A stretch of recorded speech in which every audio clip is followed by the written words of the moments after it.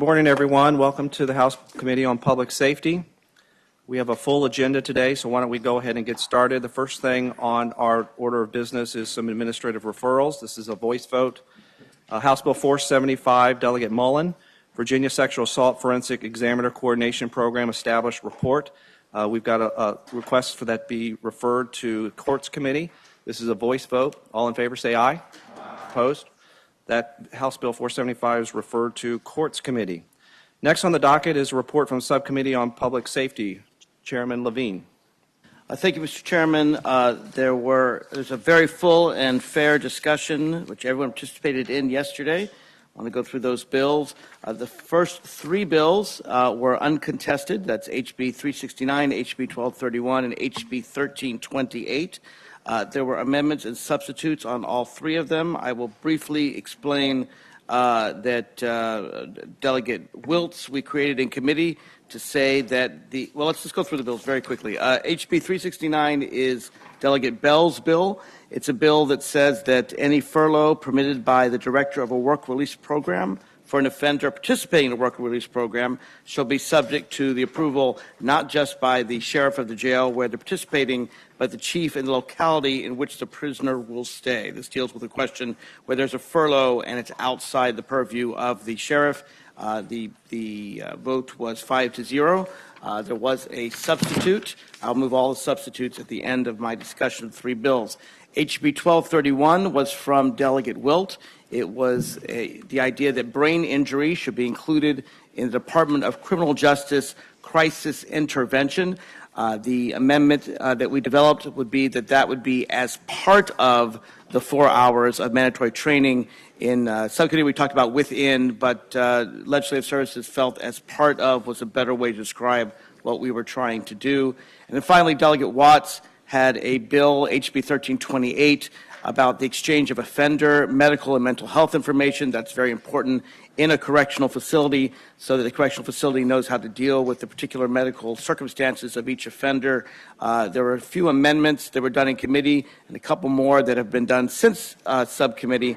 One that we talked about was that the health records would be transferred upon request by the correctional facility. Those words were added.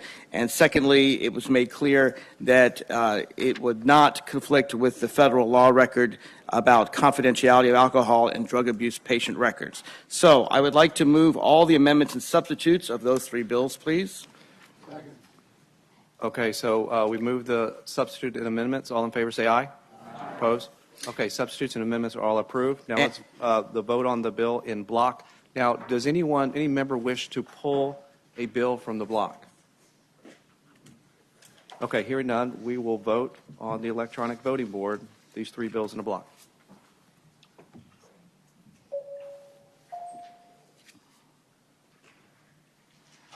Clerk will close the roll. Bills report 22-0. All right, Mr. Chairman, there were two more bills that were recommended to report and refer to appropriations that were uncontested. There is Delegate Knight's Line of Duty Act bill, HB 51, and it doesn't appear there was that is a bill that said that children born or adopted after the death or disability of an employee covered by the Line of Duty Act are also eligible for health insurance. There was no amendment there. And then there's Delegate Price's bill, HB 420. That's a bill to say that in emergency, Department of Emergency Management will develop programs to help individuals with limited line English proficiency. There were line amendments in that bill, which I so move. Got a motion? All right. Then move the amendment. All in favor say aye. Aye. Opposed? And I would move both these bills together. They were both reported uncontested, and I would move both those bills to report and refer to appropriations. Okay. Does anyone wish to pull any of these two bills out of the block? All right. Hearing none, committee will vote on electronic voting board. Report and refer. Clerk will close the roll. Bills report and refer 22-0. Thank you, Mr. Chairman. Next bill is my bill, HB 246. It's the bill to say that localities should set up a written standard based on guidance from the DCJS before employing a body-worn camera system for local law enforcement. There was a full and fair discussion. The subcommittee recommended reporting 5-2. I recommend reporting now. Any questions for the patron? All right, hearing none, clerk will open the roll and you vote on your electronic voting board. Clerk will close the roll.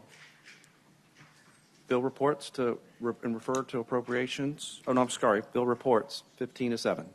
Thank you, Delegate Mr. Levine. Thank you, Mr. Chairman. The next one is your bill, HB 281. This was a bill to provide, to eliminate the copayment at the Department of Corrections for prisoner copay for medical care. And there was a full and fair discussion, and the recommendation was to report and refer to appropriations on a vote of 5-2. And I so move.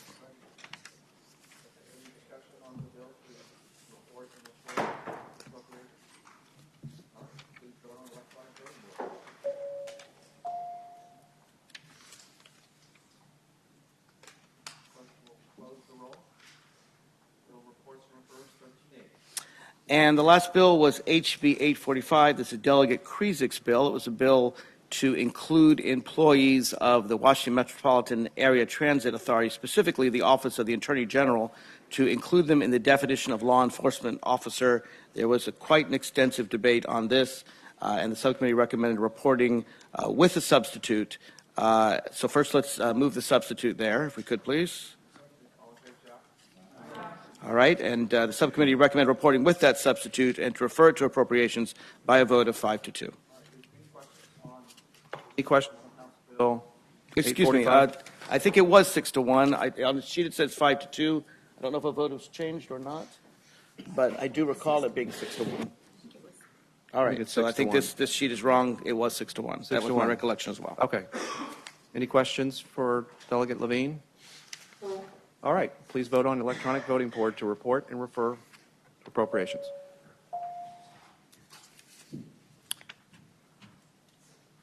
Clerk will close the roll.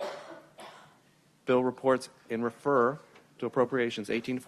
All right, thank you, Mr. Chairman. Thank you, Mr. Chairman. Appreciate you going through that so quickly. All right, before we get into the bills, I'd like to explain the ground rules of today's hearing. This committee has a long tradition of civility, being courteous, and being respectful to one another. And while we may have different views on a wide range of topics, this committee has always maintained a level of decorum and respect and civil discourse, and I expect that will continue. Secondly, for members here, I'd ask you to please use your request to speak button so I can recognize you in order in which you request to speak. Because these bills have been heard many, many times over the past years, we've had fair and thorough hearings over the years on all of these bills that we'll hear today. I plan to move very swiftly through the bills so that we can get through the agenda. Specifically for each bill, and as this was noticed on the notice that came out yesterday, I will allow for 3 minutes for the patron to present their bill, 3 minutes for those who wish to speak in favor of the bill, 3 minutes for those who wish to speak in opposition to the bill, and 3 minutes for committee members to ask questions. Heather is using the time clock, and so we want to be fair and respectful to everyone to not go over our time. For the audience, I want to thank you for being here today. We take your views very seriously, and your input is always welcome, and it's very important to us. We pay attention. We really do. We do not allow chanting, singing, or shouting because that will be very disruptive to the business of the committee today. Many groups organize on Capitol Square, and that's a more appropriate place for such demonstrations. Viewpoints should be made at the podium in an orderly fashion so that when you ask to come up to speak either for or against the bill, we ask that you form a line at the podium. We ask that you identify yourself and state whether you represent any particular group before addressing the chairman of this committee, and ask that you adhere to the strict time limits. If there aren't any questions from committee members, we will call the first bill. Yes, Delegate Levine. I knew this was 3 minutes for the intro, 3 for the public looking for, 3 for the public against, 3 for questions from us. And so am I to understand there's no limitation for discussion by this body at the dais? 3 minutes for questions from the committee. Yes, sir, but after that, discussion at the dais amongst the members There's no, We'll be calling the vote after that 3 minutes. so there's no comments by anyone at this dais on any piece of legislation at all? You can make questions, or you can make a comment in those 3 minutes. Okay. Mr. Chairman, point of order. Gentleman stated. So I'm not one that has been on this committee in about 4 years. When you say we've heard these bills before, have we heard the exact language in these bills? Because I'm understanding that a number of this, the wording of this legislation has changed significantly regarding some of these issues, Mr. Chairman. I would say that, Delegate Davis, that these bills have been properly vetted in committee, in subcommittee over the years. They've been the subject of special sessions, a special session, and we have plenty of time to go through the bills. I think people know a lot of the questions that they want to ask, and I hope you use your 3 minutes accordingly. Point of order, Mr. Chairman. Gentlemen will state it. Will this be 3 minutes on each side, or is it 3 minutes controlled by the chairman for members? 3 minutes for committee. That's correct, and then we'll call the vote. So 3 minutes for each side, Mr. Chairman, or? 3 minutes for the committee. And you'll decide who's called on? Well, if you get into the request to speak button, I will do that in the order in which it's. Thank you. Okay. Point of order. Delegate Ferris. So when are we to ask questions of the presenters and patrons, or the patron and people testifying? Yes, Delegate Ferris, we will have, I'll go through the order again. 3 minutes for the patron to present their bill, 3 minutes for anyone who wishes to speak in favor, and 3 minutes for anyone who wishes to speak in opposition. After that, then we'll go to the committee for 3 minutes of questions. And at my discretion, if we're going down a place where we need more exploration, I will allow more time. Thank you, Mr. Chairman. Thank you, Delegate Ferris. Okay, so let's go ahead and call the first bill. It is House Bill 2 and House Bill 355. What I would like to do before we start is I'd like to have a motion for House Bill 355 from Delegate Corey to be incorporated into House Bill 2 from Delegate Plum. Second. All right, have moved and properly second. All in favor say aye. Aye. Opposed? Okay, House Bill 355 has been incorporated into House Bill 2. Delegate Plum, welcome. Thank you, Mr. Chairman and members of the committee. We'd ask the 3 minutes to start. House Bill 2, I want to point out to you what's obvious, but I want to draw it to your attention that this is not a new bill, a new section of law. This is amendments to existing law. And the reason I point that out to you is to have you understand that we're not talking about background checks as a new item in Virginia. Virginia has had a criminal background check system in place since 1989. In fact, I was here in 1989 when the bill was passed with NRA support to establish the first, what was called then, an instant background check. What House Bill 2 does, though, is to amend that current system to make for a universal background check. For what we find is that the current law is interpreted as applying only to purchases from licensed federal firearms dealers. And now we're talking about all sales and all transfers to be included in the criminal background check system. It's interesting to me how the current system works. And you need to know that we have the first criminal background check system in the country, and it's an exemplary system that other states look to as to how it works. In 2018, listen to these numbers, if you will.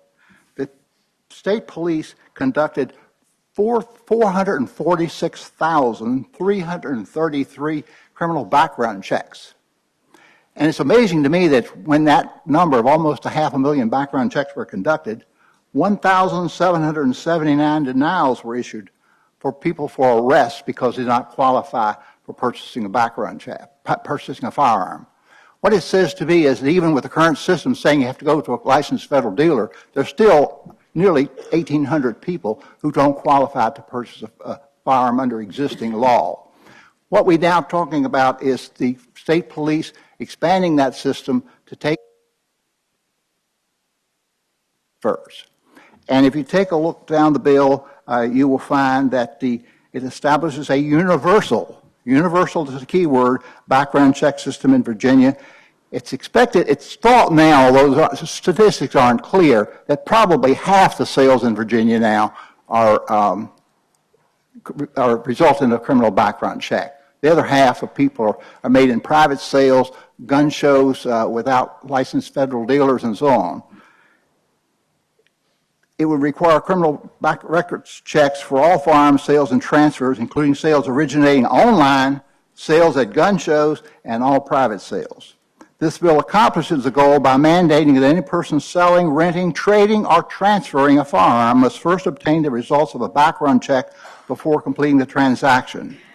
Additionally, it enables the Virginia State Police to create a process by which private sellers may obtain transaction approval or denial from a federally licensed firearm dealer. The bill contains, as you might expect, several exemptions of the process that do not relate to commercial sales of firearms, such things as gifts, changes among family members, and so on. Those are enumerated on page 8 of the bill. Please wrap up, Delegate Plum. Excuse me? Please wrap up. Oh, I beg your pardon. I'm sorry. So that is the bill. It's an expansion of an existing program that's been highly successful to include all firearm transactions. Thank you. Thank you, Delegate Plum. Anyone here to speak in favor of the bill, please line up at the podium.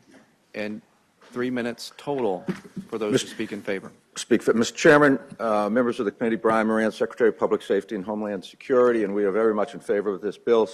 Delegate Plum has carried this bill for a number of years and did, once again, a terrific job in its presentation. I would just remark a couple of points. There are the gift to immediate family is on line 395. That is provided for, as is a number of exemptions that follow the immediate family exemption. The onus is on the seller. It's a Class 6 felony if you're not doing the due diligence for the background check, and then if it's a purchaser, it would be a Class 1 misdemeanor.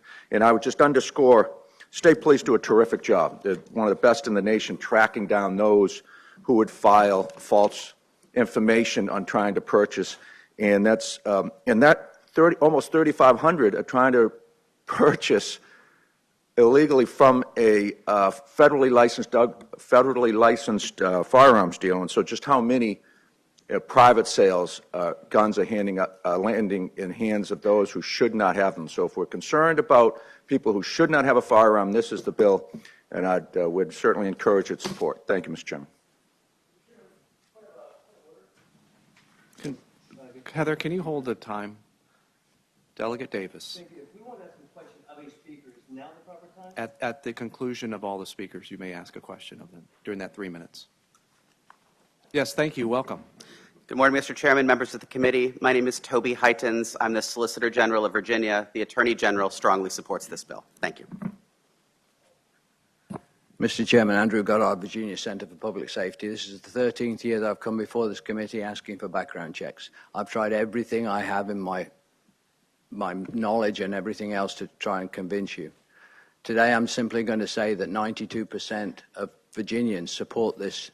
The green button you're going to press represents 92% of Virginians. If you press the red button, you're saying you represent the balance of 8%. Thank you. Thank you. Welcome. Good morning, Mr. Chairman, members. Dana Schroeder on behalf of the Virginia Association of Chiefs of Police. We have a longstanding position in support of universal background checks, and we support this legislation. Good morning, Lori House with the Coalition to Stop Gun Violence. We support the bill. Nancy Spooner, Moms Demand Action. We strongly support this bill. I'm here for Sean Moss, whose life would have been saved by this law. Good morning, Kelly Roscom with the Educational Fund to Stop Gun Violence. We strongly support this bill. Good morning, I'm Molly Voigt with Giffords, and we strongly support the bill. Thank you. Christian Heine with Brady, and we strongly support this bill. Hi, Julia Sabanowitz with the Virginia Catholic Conference. We represent the Catholic bishops and their Diocese of Virginia, and we strongly support this bill. Christine Payne, I'm a member of the Virginia Nurses Association and the League of Women Voters. I support this bill and ask you to do the same. Is anyone here that hasn't spoken that wants to express their support? Would you please raise your hand that support the bill? Good. Thank you. All right. For those that want to speak in opposition to the bill, please line up for the podium.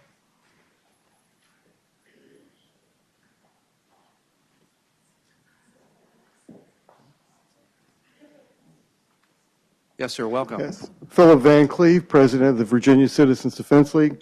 We oppose the bill. There's quite a few reasons for that. One thing I noticed is, of course, has the issue with if two people go hunting and one loans a gun to the other, that won't work because they have to stay continuously next to each other, or there's a felony involved there. But the current system works best for gun owners because ultimately we don't want a gun registration in Virginia. And right now, because private sales don't have to go through the background check, the government doesn't know exactly what gun somebody has, which is exactly what we want. If we do the universal background check, the next step will be universal gun registration. We've seen this state after state. So we strongly oppose this. We think the system we have now is sufficient. Thank you. Thank you. Welcome. Bob Sadler, South Richmond. The one thing this bill fails to take into account is the black market. Now, why in the world would a law-abiding citizen who's towed the line all his life associate with a criminal organization?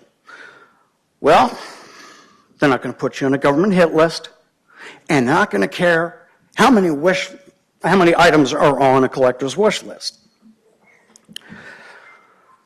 The black market wants to make a quick buck and disappear.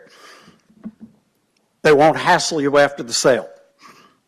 If I learned anything in my 10 years from lobbying for VCDL, it is that you people will never leave us alone.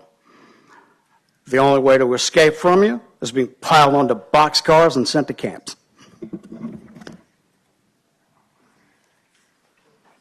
Will Shaw, don't represent an organization. I live in Louisa County. I have a couple of concerns about the bill. One is the draconian Class 6 felony. I mean, we're going from something that's perfectly legal and acceptable to something that's suddenly illegal. I think a Class 6 felony it's excessive and it's draconian. The other concern is it raises the much praised by the patron, our instant background check, from 1 business day to 3 business days. Well, let's keep it 1 business day. Thank you. Thank you. Welcome. Good morning. I'm Patricia Webb. I'm from Hanover County. I'm with Virginia Citizens Defense League, but I'm also a licensed firearms dealer. I can say in my experience as an FFL that many of the denials were overturned on appeal.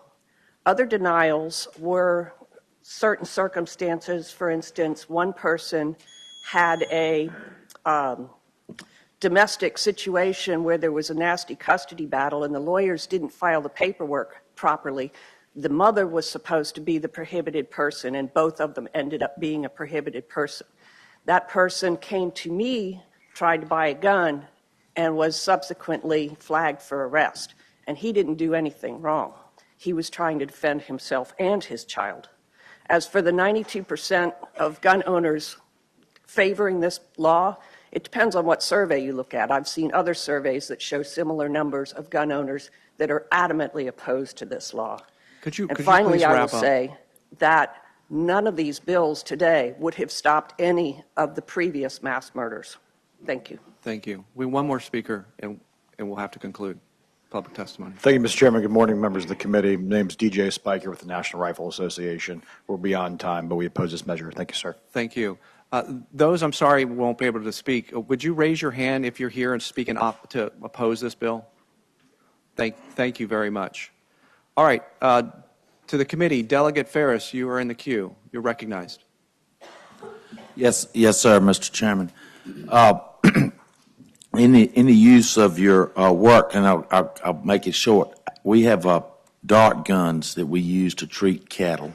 They're registered because they have a charge and they shoot a dart. It's definitely the most humane way to treat cattle, in my opinion, for illnesses.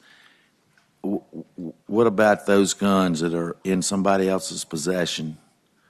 Are you directing that toward the patron? Delegate Plum, do you have the answer to that question? Madam Chair, in the interest of time, let me call on the Secretary to point out specifically the definitions of firearms. Mr. Chairman, members of the committee, I just submit we're not changing the definition. If dart gun is, the dart guns the delegate references firearms now, there'll be firearms after the passage of this bill. That It makes no difference. It does not change the definition. Mr. Chairman, follow up? I'm sorry, Delegate Ferris, you recognize. Yes, I'd like to offer an amendment that they would be allowed for my employees. You move the amendment? Can you state the amendment? The gun used in your order of business your employees would be allowed to have that gun. Mr. Chairman. Hang on a second. Charles, did you, Delegate Ferris is offering an amendment, and we got to figure out where's the best place to. Oh, Mr. Chair, I'm just trying to figure out, one, if the dart gun actually is a firearm, and two, if it ought to be covered by the exception of the transfer is temporary and occurs within the continuous presence of the owner of the firearm. I'm unclear as to the situation Delegate Ferris is describing. Is the dart gun essentially, one, a firearm, and two, is his employees using it? I mean, do they own the firearm? Does Delegate Ferris own the firearm? Is the use of the firearm occurring outside Delegate Ferris's presence? So I'm uncertain if the situation he's describing isn't already covered. So if I could have a little more information, that might be helpful. Yes, sir, Mr. Chairman. I would tell him that I hope that my cattle are getting treated and taken very good care of this morning when I'm not at home. If one is sick, he'd be used to treating. Mr. Chair, we're losing time on the clock. Shouldn't the clock stop while we are discussing an amendment or putting forth an amendment? No, the clock will run out on our time before the amendments even had a chance to be drafted or voted on. I request we put time back on the clock. We will do that. Thank you. Mr. Chairman, let me follow up also on the Secretary's comments. The intent here is not to redefine firearms. They're already defined in the code. So I don't know how your dart gun is defined in the code, but we haven't changed that. So the amendments being discussed is, I think, outside of the purpose and purview of this bill. I would ask Charles, Charles, can you clarify the question that is a dart gun defined as a firearm? If it's not, then I think that the amendment doesn't make sense to offer. Again, Mr. Chairman, I am unsure if this dart gun fires ammunition, what it fires. My instant answer would be, without full explanation of what the dart gun is that no, this is not a firearm. But I am unfamiliar with what Delegate Ferris is suggesting. So if he could, does this shoot ammunition? Mr. Chairman, it is a firearm. We have to get them from registered firearm dealers. They shoot a charge that lets off a charge that sends a projectile to an animal and injects medicine into them, so you don't have to catch them and treat them. We use it extensively every day in our business. And Mr. Chairman, again, it sounds more like Delegate Ferris is describing what we have defined as a stun weapon in the code, not necessarily a firearm. Delegate Ferris, I don't, based on what Charles has stated, I don't believe that this fits under the definition of firearm, so it wouldn't require a check. So, Mr. Chairman, I am sure of this. I promised you that I'm not the one throwing bombs. I'm asking a sincere question that this is a firearm and it's classified as so.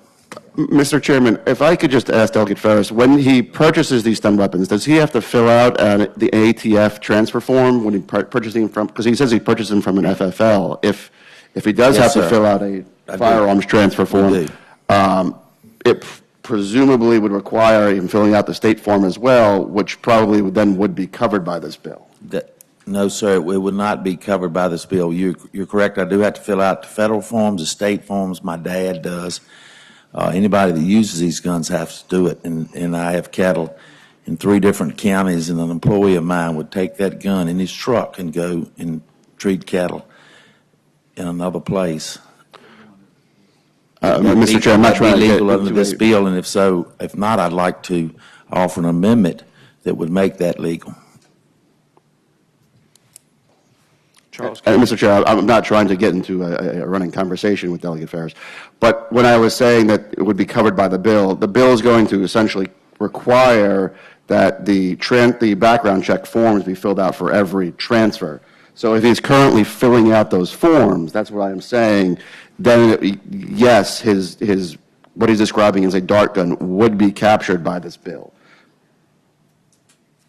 So, Mr. Chairman, would I be in violation of this legislation in July the 2nd if one of my employees took my gun and went into another farm while I was not present and treated cattle?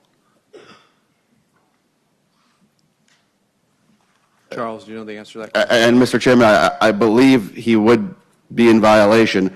The listed exceptions do not take into account what he is suggesting. So is Delegate Ferris, to speed this up, if you are offering an amendment to exclude dart guns, is that your amendment?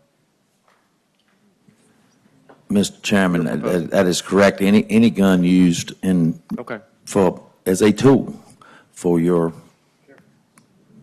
job, for your employment. I mean, Mr. Chair, if I could suggest I think the amendment probably would be better drawn to exception 6, which is the transfer is temporary and necessary to prevent imminent death or great bodily harm, and also move that to more tailor it to the, it sounds like what he's describing is some sort of agricultural or farm use to essentially end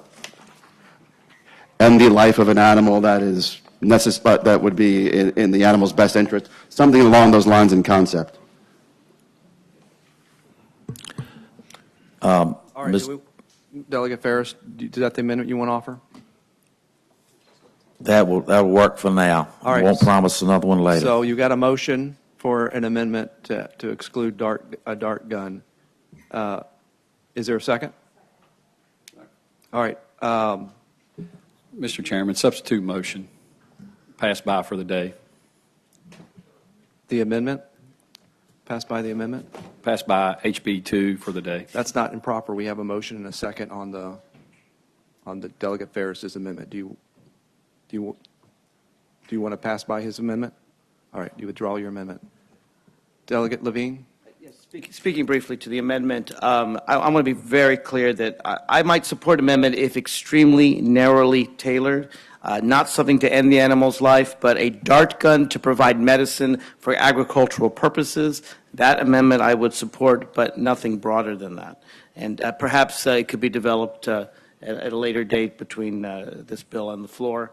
And I'm just speaking for myself, not for my colleagues, but I don't want this to become an exception that swamps the rule. All right, we have an amendment that's properly seconded, offered by Delegate Ferris.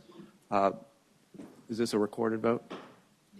All in favor of it, say aye. Mr. Chairman, substitute motion, I would move to pass by that amendment because it's too broad, and therefore I urge it be passed by.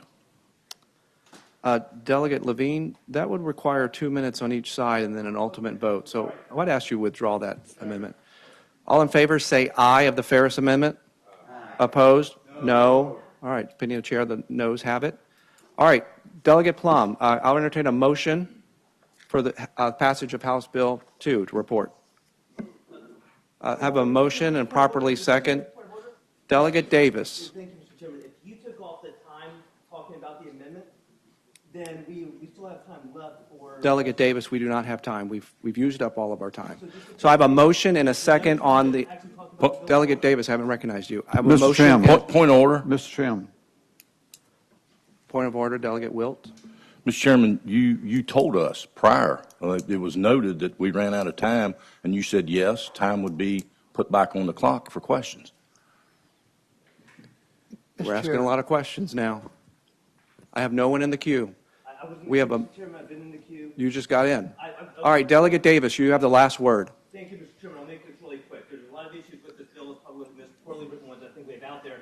I appreciate the intent of what we have, but let's keep in mind that over a quarter of 4 million job applications received in 2010 were denied because of FBI background check false information, which disproportionately discriminates against blacks and Hispanics. So I don't know what we're looking to rely on for background checks, but we do know that it disproportionately discriminates. Secondly, it was said that that only the seller would be held liable, but line 415 says any person who purchases or receives a firearm from another without obtaining verification is guilty of a class 1 misdemeanor. That person is not the seller, that's the buyer, but the buyer can't verify because the only person allowed to actually look and obtain approval is the seller. So we're going to hold the buyer responsible for something that he can't even verify himself.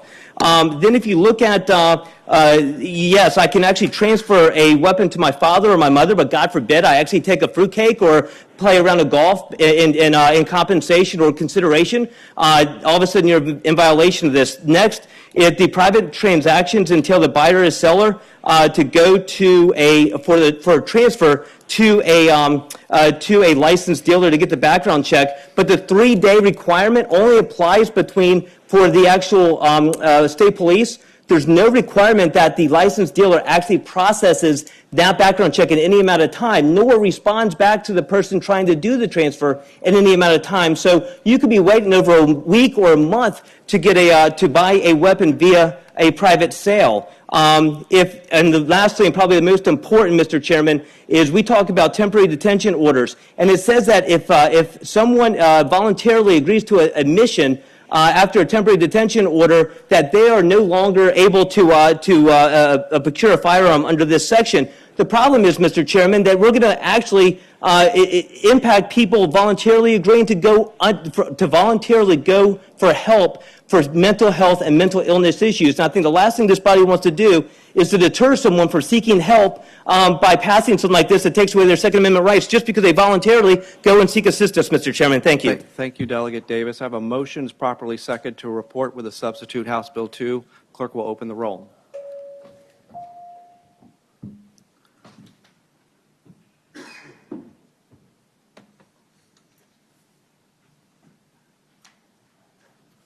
Clerk will close the roll. Bill reports with substitute 13-9. Thank you, Delegate Plum. Thank you, Mr. Chairman. Next bill, if we can go to Delegate Ward, who's been waiting very patiently. Delegate Wright.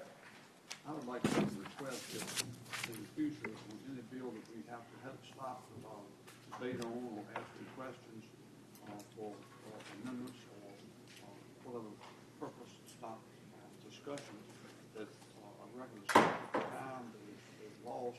Your mic's not on, Delegate Wright. You're not. So we can use that time to our benefit to ask questions and to make comments. We lost time on his first bill, although you did allow some further question, which I appreciate, but it needs to be a method set up if we're operating under real tight time constraints to not be penalized for making an amendment.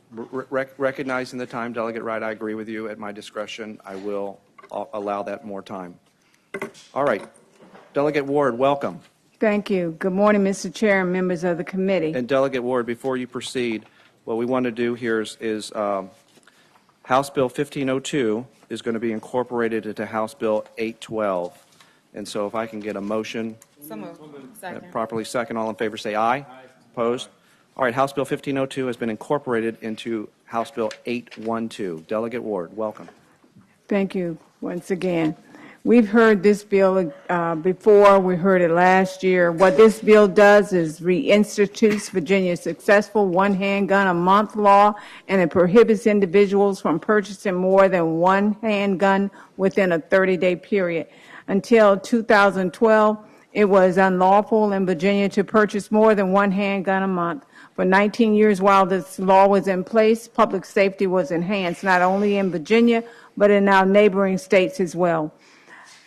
The ATF data shows that 35% of all guns seized in criminal investigations in the Northeast and purchased prior to July 1993 could be traced back to Virginia. After the one handgun a month law took effect, only 16% could be traced back to Virginia. That's a 54% 6% reduction in the number of Virginia guns recovered in criminal investigations in the Northeast. Virginia has consistently been identified as a major source state for crime guns recovered in other states.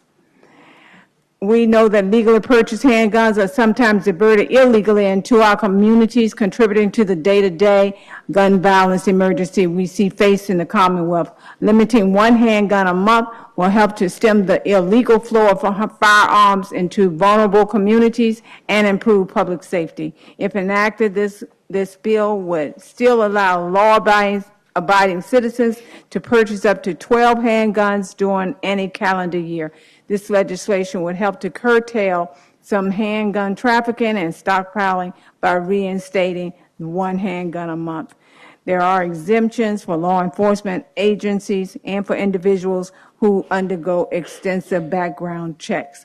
It is believed, I believe, that passage of this bill would allow for a safer place, Virginia, to raise our family and our children. Thank you.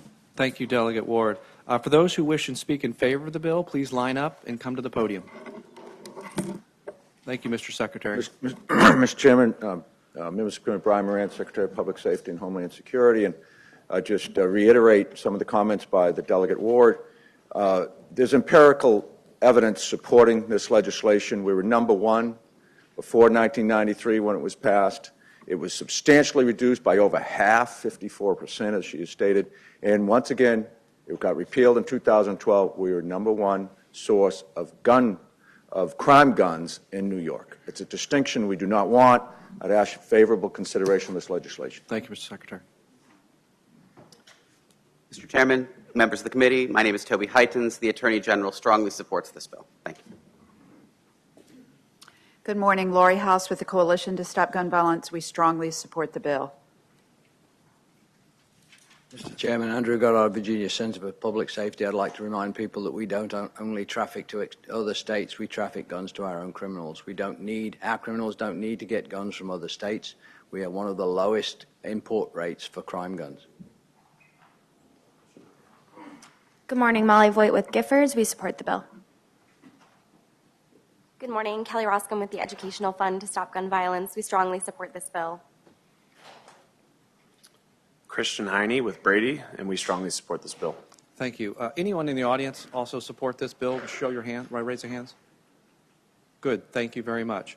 All right. Those here speaking in opposition to the bill, please come and line up.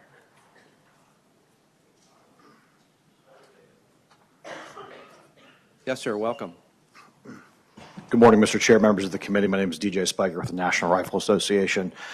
Just want to point out for the committee, in rolling in with the two bills going to 812, that removes the exemption for concealed carry permit holders, which Delegate Ward referred to in her testimony, that individuals will go through extensive background checks. As the committee, I'm sure, knows, going through a concealed carry permit, you go through a background check. That provision and exemption was included in 2004. It was included for 8 years before the law was repealed in 2012. So I'd encourage the committee to at least consider amending that as is, and regardless, the National Rifle Association opposes the bill. Thank you so much. Thank you.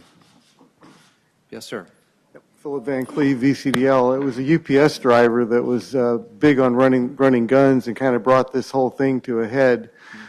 He was ultimately caught, and I think that had a lot to do with the lowering of the guns. No, New York has continued to complain that Virginia was running guns into New York all through this thing. It didn't really change, and it was a situation for gun owners. If you were buying more than one handgun a month, which is quite easy to do, you had to agonize over, geez, when did I last do this? Was it 2 weeks ago? Was it 4 weeks? And every time people just shake their heads. This is not necessary. Thank you. Bob Sadler, South Richmond. Let me explain exactly why this bill failed last time, will fail again, and cannot make any significant impact. Let's pretend I'm not a legitimate collector. Let's pretend I'm a trafficker. It's this simple. You go to this shop, you go to this shop, you go to this shop, you go to this shop, you three come with me to the gun show, you go to this table, this table, this table. There you go. That took me less than 9 seconds. An hour later, we get together. I'm driving up 95 with a trunk full of guns, and I only bought one a month. The only folks impacted by this are legitimate collectors. I know this because Doug Wilder's version screwed me out of a fantastic handgun. I don't have time to get into particulars, but only collectors pay the price for this. Traffickers barely delayed an hour. Thank you. Thank you. Mr. Chairman? Thank you. Frank Chambers from Danville, Virginia. This bill, just like the previous one, is basically unenforceable through private sales unless you have a gun registry, which Virginia is not going to stand. So I stand with the 94% of Virginia that's already sent you a message through their constitutional and sanctuary status. Thank you. Thank Good you. morning. Patricia Webb, Hanover, Virginia, VCDL. I've actually checked into the statistics. New York was accusing Virginia of being their major source of guns. It actually turns out that New York was New York's major source of guns used in crime. And if you look at the FBI statistics, you will see that. This bill does nothing to prevent criminals from getting guns. All it does is prevent law-abiding people that follow the rules from buying what they want and deserve to have. We don't limit people on what kind of cars they drive, what size house they have, or even how many times they can address a body like this. We don't need to limit them. We don't need to limit law-abiding people on how many firearms they can purchase in any given time period. Thank you for your testimony today. I'm sorry, we have to cut off the time. Anyone here that is opposed to the bill, please raise your hand. Great, thank you very much. All right, questions from the committee for the delegate ward. All right, I'll entertain a motion. Moved and properly second to report with substitute House Bill 812. Members, please vote on the electronic voting board.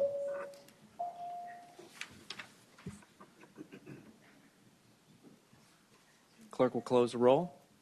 Bill reports with substitute 12-9. Thank you, Mr. Chair, members of the committee. Thank you, Delegate Ward. Let's see, I see Delegate Hayes. And before we get started with Delegate Hayes, House Bill 72 and House Bill 463 will be incorporated into House Bill 1083. Can I get a motion on that? Second, properly second. All in favor say aye. Opposed? Okay, House Bill 72 and House Bill 463 are incorporated into House Bill 1083. House Bill 1083, Delegate Hayes, welcome. Thank you for being here. Thank you, Mr. Chairman. Members of the committee, you have before you House Bill 1083. The bill will, reading from the summary, allowing access to firearms by minors to be a more stringent penalty, and it provides that any person who recklessly leaves a loaded, unsecured firearm in such a manner as to endanger the life or limb of any person under the age of 18 is guilty of a Class 6 felony. Current law provides that any person who recklessly leaves a loaded, unsecured firearm in such a manner as to endanger the life or limb of a child under the age of 14 is guilty of a Class 3 misdemeanor. Mr. Chairman, members of the committee, what we're simply saying here for our most precious ones, our children, is that we should not leave loaded, unsecured firearms in their presence without an adult. After working in the field of information technology for over 20 years for several law enforcement agencies, being sworn as an auxiliary deputy, being trained by the best at what you ought to do with your weapon, the common denominator has always been be responsible if you carry your weapon. Mr. Chairman, members of the committee, I have spoken to no one, including those in my employ of law enforcement, including citizens in the 77th House District including law enforcement across the state, no one that I have had interaction with and posed this question to disagrees with the fact that you ought to be responsible and not leave a loaded, unsecured firearm in the presence of minors. No one. And so what we're doing today is simply asking that you act responsibly and move and report House Bill 1083. Thank you, Mr. Chairman. Thank you, Delegate Hayes. Anyone here to speak in favor of House Bill 1083? Please come to the podium. Mr. Chairman, members of the committee, Brian Moran, Secretary of Public Safety, strongly support this legislation. It does two things: increases the penalty to a Class 6 felony and raises the age. Those states that have child access prevention laws, we have one of 4 states that have the lowest age of 14. So we're asking to raise it. Why? Teen suicide, gun deaths over 1,000 in Virginia, over 600 are suicides. We're addressing teen suicide as well as those accidental deaths that are so tragic that we hear of in the news too often. So I'd ask you favorable consideration of legislation. Thank you, Mr. Secretary. Toby Heitens from the Attorney General's Office. The Attorney General supports this bill. Good morning, Lauren Schmidt on behalf of the Virginia chapter of the American Academy of Pediatrics, and we do support this bill. We do see this as a way to protect our children. Thank you. Thank you. Good morning, Lori House with the Coalition to Stop Gun Violence. We strongly support this bill. Our children are at risk when around deadly weapons, and we need to protect them. Thank you. Mr. Chairman, Andrew Goddard, Virginia Centers for Public Safety. We support this bill. Good morning, Molly Voigt with Giffords. We support the bill. Good morning, Kelly Roscom with the Educational Fund to Stop Gun Violence. We support this bill. Hello, Christian Heine with Brady. We strongly support this bill. Thank you. Anyone else who didn't speak in favor of this bill, please raise your hands. Thank you very much. Anyone here to speak in opposition to House Bill 1083? Please come to the podium. Ladies and gentlemen, my name is Richard Pyle. I'm a citizen of Dinwiddie County. I brought my son here today. Now, my son is very well trained with firearms, but the argument could be made by a district attorney who hates firearms, of which there are many in Northern Virginia. If he went out hunting with me and I put him in his tree stand, which he's done many times, and has an accident, accidents happen in this world, just like you're driving down the street. He has an accident. My family is destroyed. And now you're going to charge me with a Class 6 felony? This takes the standard from a Class 3 misdemeanor to a Class 6 felony. It goes from a fine to your life is ruined, and it's already ruined. It's a bad bill. Thank you. Thank you. Yes, sir. Philip Van Cleve, VCDL. There are plenty of cases of someone under 18 using a firearm at home to stop home invasions, to save lives. And there have been sad cases like California where a family, some children were pitchforked to death. The older daughter had the ability to use a firearm, but it was locked up under California law, so she watched her siblings be murdered. And so it's also a felony, really, more on attack on law-abiding gun owners. Lastly, if a 17-year-old broke into a house and got access to the gun and a prosecutor wasn't big on guns, he could say that the homeowner could get a felony because his gun wasn't secured when the 17-year-old broke in the house to burglarize it. Thank you. Patricia Webb, VCDL. As a store owner, my kids had access to firearms. They were trained in the use of firearms.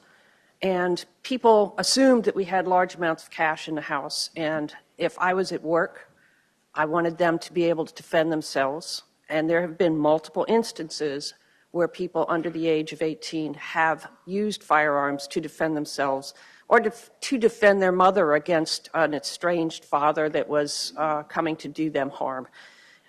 This changes, as was said, from a Class 3 misdemeanor to a Class 6 felony. It also has no requirement for actual harm, just somebody thinking that there was the potential for harm. Who determines that? Thank you. Good morning, Mr. Chairman. DJ Spiker, National Rifle Association. While we certainly support the intent of the bill, unfortunately, taking from a Class 3 misdemeanor, there is a protection already on the book for reckless endangerment that the delegate, but to enforce it to a felony, we've heard repeatedly that added enforcement is not a deterrent from the crime. This is not something that we need to go down, so we oppose this measure. Thank you. Good morning. Mariah Rowland, Louisa County. You know, you can join the military before the age of 18. My son swore in on his 17th birthday. Are you going to charge the military with putting an M16 in his hand?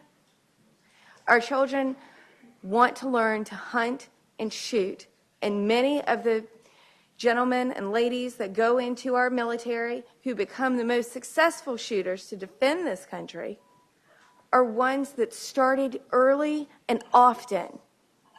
We do not want to do anything that is going to kill our youth hunting and our youth shooting sports. We need to seriously consider how this is going to adversely affect that portion of our population. Thank you. Thank you. All right, unfortunately, the time has expired. If you oppose this bill, please raise your hand. A show of hands. Who oppose the bill? Thank you very much. All right, Delegate Davis, you are recognized. Thank you, Mr. Chairman. I appreciate the intent of this bill. I truly do. But this is an extremely arbitrary bill, and for a number of reasons. I cannot tell someone out there right now, if this passes, will they be found guilty or not and end up in prison. For example, and let's just understand for a second, we're going to a charge of no less than 1 and no more than 5 years in prison, not for an accident involving a child, but for leaving a firearm in a manner that may cause an accident with a child.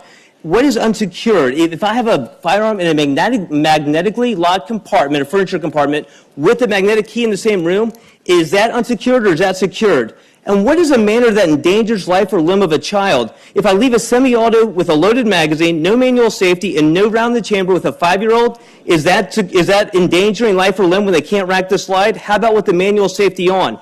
If I have a double-action revolver and I have a 3-year-old in the room, is that a safe manner? Is that endangering life or limb? Those are the types of questions that we need to be able to answer. Mr. Chairman, I appreciate what this does. I never, ever want to see an accident with a child ever again with a firearm. But this is clearly one of the bills that should be in courts of justice to go through this stuff because it's arbitrary in nature. I don't know how a judge interprets this. That's what it's about. And for that reason, I so move that we refer this to courts of justice. Second. I'm sorry, your proper motion, since we've already acted on it, is a substitute. So your motion would be to report and refer to courts committee. Is that correct? Mr. Chairman, is refer to courts committee It's out not of order. appropriate? Is out of order. Okay, report and refer to courts committee. All right. Motion. Do I have a second to report? All right. Fails. The motion fails on a lack of a second. Delegate Levine, you recognize. Thank you, Mr. Chairman. It appears that a number of the people, maybe all of them, who have spoken against the bill have not read the bill. On line 13, it says very clearly it is unlawful for any person to recklessly leave a loaded, unsecured firearm in such a manner as to endanger the life or limb of a child. The courts have used the term recklessly for many, many years in many parts of the code. None of what I've heard, it was a reckless use. Thank you, Delegate Levine. Delegate Simons. Now, I noticed we started the clock over. I didn't mean to do that. So you can go ahead and stop the clock. Delegate Simons, you wish to be recognized for the last word? Yes, Mr. Chairman. I had a question for Secretary Moran. Would this bill adversely affect parents who want to hunt with their children or the ability of children to learn to use firearms? Thank you, Ms. Brian Moran, Secretary of Public Safety. Thank you, Delegate, for the question. This does not change in any way the hunting laws of the Commonwealth. The current law is 14 individuals, young people can hunt less than 14. Those instructions and those interpretations will now merely be extended to the age of 18. So the answer to your question, it would not impact those. All right. Can I get entertain a motion? All right. I got a motion properly seconded to report with substitute House Bill 1083. All those who wish to vote, please vote on the electronic voting board. Clerk will close the roll. Bills reports 12 to 9. Report with substitute. Thank you, Delegate Hayes. Thank you, Mr. Chairman, members of the committee. Delegate Mullen. Thank you, Mr. Chair. I have HB 1004. Thank you, Delegate Mullen. Before you begin, House Bill 856, I have moved to be incorporated into House Bill 1004. All right, properly second. All in favor, say aye. Opposed? All right, House Bill 856 has been incorporated into House Bill 1004. Delegate Mullen, welcome. Thank you, Mr. Chair. So HB 1004, this is going to make sure that someone who has been the subject of a final protective order, that is the 2-year protective order that has already had, at that point, an ex parte as well as a full deliberative hearing before a judge, is not going to be allowed to carry a firearm, possess a firearm, or in any way transfer a firearm after a 48-hour period. This sets up a process by which an individual who is in possession of a firearm and subject of a permanent protective order would be able to transfer, sell, or give away those firearms within a 48-hour period.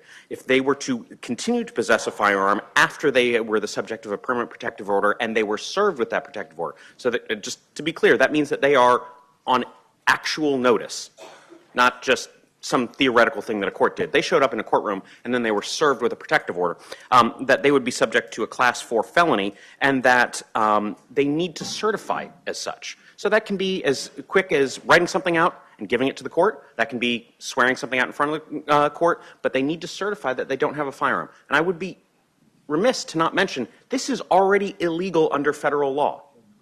So this is just making state law for what is already a federal crime. So that is the bill, Mr. Chair, and I'm happy to answer any questions in my remaining 45 seconds. Great. Delegate Mullen, does anyone ask Delegate Mullen a question? He's graciously given us an extra time.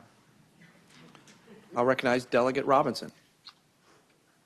Oh, Delegate Davis. I'm sorry. I'm sorry. I recognize Delegate Robinson. It dropped out of the queue, but Delegate Robinson, you're I'm sorry. recognized. I just have a couple questions related to the civil process versus thing. So if someone's granted a protective order, and that's under civil process, right? I'm not sure how this works. The entire protective order process is a civil process. It's is a not civil criminal process. So under a civil process, someone who is financially disadvantaged, who now you're only awarded an attorney if it's under criminal, but this is civil. So aren't we creating a disadvantage disproportionately to someone who can't afford to have attorney represent them? No, we're not, because this is the current process already. Delegate Davis. Delegate Mullen, so is there any difference between the federal law that exists today that we have to abide by and what we're trying to codify in Virginia, or any different implications on those that may be brought to trial for such situation? Yes, we're going to enforce this. Delegate Wright. Thank you, Mr. Chairman. Delegate Mullen, my question is this. If a person Go ahead, continue. Delegate Wright. Please continue. Excuse me? Please continue. If a person cannot possess a firearm, does that remove them from the right to protect themselves in their own home? Why should they not be allowed to at least have the right of self-protection in their own home? I'm not talking about transporting a firearm. But, I would answer the delegate, perhaps they should think about that before they start beating their spouse. Well, that's not the answer to my question. Sure it is. That's not the answer They to my are question. subject to a permanent protective order because they were violent against someone in their family. Mr. Chairman. They should not have a gun. I understand that, but what I'm saying is, if a person is in their own home, that prevents them from being able to protect themselves from people breaking into their home. And you know what? We had to get an order from a court to protect their spouse from them. Well, I didn't say that wasn't correct. Delegate Wright, let's turn to the audience right now. We can follow up after conclusion. Those who wish to speak in favor of the bill, please come to the podium. Mr. Chairman, members of the committee, Brian Moran, Secretary of Public Safety. This is a extension of the 2016 where we created the felony punishment. Now what this does is expand the type of protective order, and the young lady behind me has some very compelling testimony with respect to why we want to extend it beyond family and take in other situations. In addition, This is a permanent protective order, so it requires a judicial hearing. So this isn't an emergency protective order or even a preliminary, but a permanent. So it does have due process with respect to its issuance. Good morning, delegates. I'm going to try to race through this. My name is Lisa Sales. I'm from Fairfax County. In late 2011, I was sexually assaulted by the son of a Russian spy who was provided safe haven in America. He has been arrested 3 times in 3 of Virginia's jurisdictions and been the respondent to a number of protective orders. He was never deported, and he has guns. He was my tenant, renting a room in my basement, using it to hide out during his father's Moscow arrest.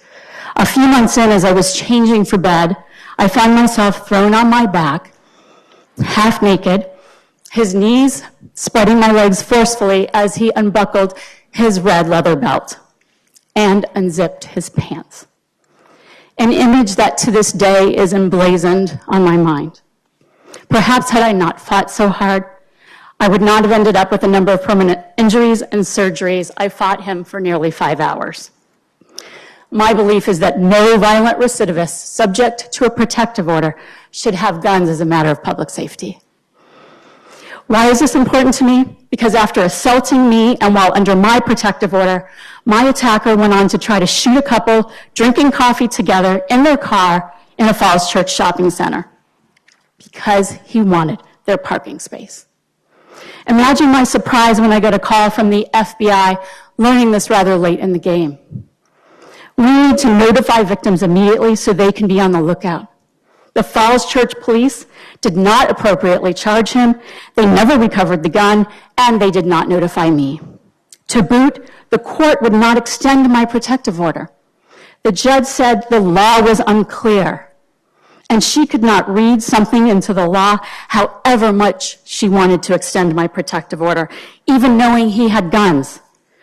She said from the bench, "As much as I want to do this for you," she was familiar with my case, "I cannot. The law does not permit it because he didn't brandish the gun at you."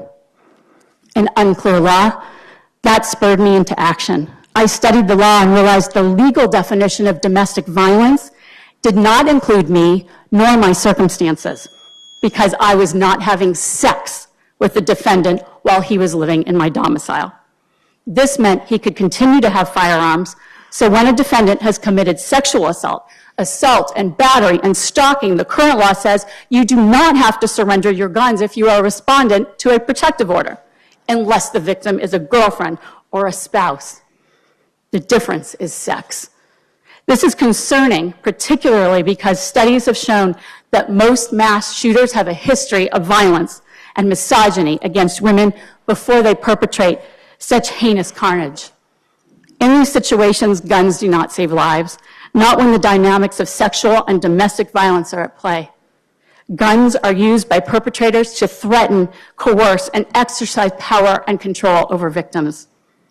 It's vital that we strengthen protections for women when it comes to sexual violence, particularly because the Violence Against Women Act has been allowed to expire in our federal government. Thank you, and sorry for going over. Thank you for sharing that story, Mrs. Sales. I really appreciate it. Thank you very much. moving. Thank you. All right, so anyone here, I'm sorry I can't get to anyone else. Anyone here who supports the bill, please raise your hand. Thank you very much. All right, anyone here to speak in opposition to House Bill 1004? Please come to the podium and share with us your views. Welcome. Philip Van Cleve, VCDL. It's my understanding that sometimes these are handed out a little bit like candy during a divorce and so forth. It may not be that the person who is subject to this is truly violent and therefore would be disarmed in his own home. I mean, right now they cannot transport, they cannot purchase. They just have to keep it at home. And I would think the person who has taken this out wouldn't be visiting their home. I would think they'd be staying far apart. But you never know. Thank you. Thank you. Patricia Webb, Hanover County, VCDL, also a licensed firearm dealer. I will draw your attention back to my customer who was recently denied and arrested because an attorney filed the paperwork wrong and protective orders were issued against both parents and not the parent with custody. And from what I understand, this is not an unusual occurrence. So how many people that actually need to be able to defend themselves from an abusive spouse will be victimized by this bill because somebody entered an order incorrectly into the system? Thank you. Thank you. Yes, sir. Will Shaw, Louisa County. I don't represent any group. I just want to draw your attention to a possible technical problem. In this bill, the person's supposed to get rid of firearms, including by either sale or transfer or whatever, within 24 hours. However, you've just passed a bill that extends the background check period to up to 3 business days. So either this has got to be more than 24 hours, or the other one's got to be rolled back to 1 day. Thank you. Thank you. Anyone else who didn't speak wish to be in opposition, please raise your hand. Those opposed? Thank you very much. Okay, committee, questions for the patron? Delegate Davis. Thank you, Mr. Chairman. Delegate, well, first I want to thank one of the speakers for sharing her personal story. Can you hear? Oh, sorry. I want to thank the person for sharing their story. I really appreciate it. And Delegate, can you please just point me to the area that we definitely solve her issue? Because this is the type of thing that we should be solving here with legislation. So I really appreciate this. Does this bill solve the situation that lady was tragically experienced with regards to making sure that someone like that can have their firearms taken? I can't solve all evil in the world, but I can sure as heck be able to prevent the 98 people who are killed by their partner every year in Virginia with this bill. Thank you, Mr. Follow-up, Mr. Chairman. One more question, Delegate Davis. Delegate, this is a sincere question, and I appreciate us trying to solve all societal ills and evils, but I want to make sure that we solve that evil, because that we need to fix. Is that in here? As Delegate Kilgore likes to say, first, you can always get your own bill. And I don't want a bill, Delegate. I'm asking you if this does it. Point of order, Mr. Chairman. Mr. Chairman. Delegate Wright. Mr. Chairman. I'm sorry, Delegate Wilt. Mr. Chairman, I'm taking issue with the presenter. These are fair questions. We represent folks in Virginia just like the. That's true. So I would ask a little better decor in the body. Then I would point to the delegate to line 38, 19.2-152.10. Okay. I will take your word. That covers it. Thank you very much. That's all I wanted to. Thank you. Delegate Wright, do you wish to be recognized? Thank you, Mr. Chairman. I just want to say that I think the majority of bills we've heard are the effect will be the infringement of the ability of people to protect themselves. Now, I don't have any sympathy at all for a person that attacks a woman or is under a protective order. Sometimes mistakes are made. Sometimes people shouldn't be under these orders, or sometimes mistakes are made in the courts. The whole issue is the person should be allowed to have a gun in their home, not one to transport while under this order, but to keep in their home. And this in no way would diminish the importance of the protective order, but it would give that person, they're not been sentenced to the chance of death by someone killing them, and they can't protect themselves. They're under protective order, and I understand that. But I think this is just another example of the outcome of these bills that are being presented. It's going to reduce the law-abiding citizens' right to defend themselves, and it's not right. Thank you. Thank you, Delegate Wright. All right. Time is about to expire. Any other delegates wish to ask a question? All right. A motion. Delegate Lopez. Got a motion to report with a substitute, properly second. House Bill 1004. Please vote on your electronic voting board. Clerk will close the roll. Bill reports, and with a substitute, 19-2. Thank you, Delegate Mullen. You did a very nice job. Thank you, Mr. Chair. Delegate Sullivan, welcome. We're glad that you're here. House Bill 674. Delegate Sullivan. Thank you, Mr. Chairman. Good morning, ladies and gentlemen of the committee. This is House Bill 674. It creates a substantial risk order, sometimes known as an ERPO bill. I don't like this term, but it's used generally as a red flag bill as well. It creates a mechanism, Mr. Chairman, for law enforcement to temporarily remove a firearm from someone who has been found by a judge to be a risk to self or others. You know, I've introduced this bill for years, Mr. Chairman, and frankly, I thought last session would be the year. And by the way, I want to thank Delegate Ferris and Delegate Wright again for allowing me to trespass on their committee's time over my time limit last year as we wrestled with this bill. This is a bipartisan idea, ladies and gentlemen. 17 states have passed bills just like this one, including Florida, which did after Parkland, and Indiana. There are lots of Republicans around our country at the national and the state level who support these bills, including Senator Scott, who of course was governor of Florida at the time, Senator Rubio, a fellow named President Trump, his Vice President Pence, and our Attorney General William Barr, who has said under oath, I might add, that, quote, ERPOs are the single most important thing we can do, end quote, in the gun safety area. And when we pass this bill, ladies and gentlemen of the committee, we will be doing what the President's Commission on School Safety, that's President Trump's Commission on School Safety, urged all states to do in this country, pass ERPO bills. It is a bipartisan bill, at least everywhere but in Virginia. It should be here too. Now, ladies and gentlemen of the committee, this is as much a suicide prevention bill as anything else. It's also directed at mass shootings, but we all know that over 60% of the gun violence in Virginia is suicides, and we know about our veteran problem in that regard. There's lots and lots of due process in this bill. And let me dispel a few misconceptions about this particular bill. No one's going to be guilty until proven innocent. The burden always remains on the authorities to prove their case, and in fact, by a heightened burden of clear and convincing evidence. And that is brought before a circuit court. This remedy will not be used as a cudgel by an angry neighbor or an angry brother-in-law. There is a stiff penalty for falsely filing one of these claims. And another misconception, these bills are constitutional. They have been challenged in states where they exist, and they have survived every one of those challenges. Members of the committee, this bill has been shown to save lives. There is evidence, academic research shows that these bills save lives. We are losing too many Virginians to gun violence. Let's pass HB 674. Mr. Chairman, I ask that the committee report this bill to the floor. Thank you, Delegate Sullivan. Anyone here to speak in favor of House Bill 677, please come to the podium. Getting my steps in.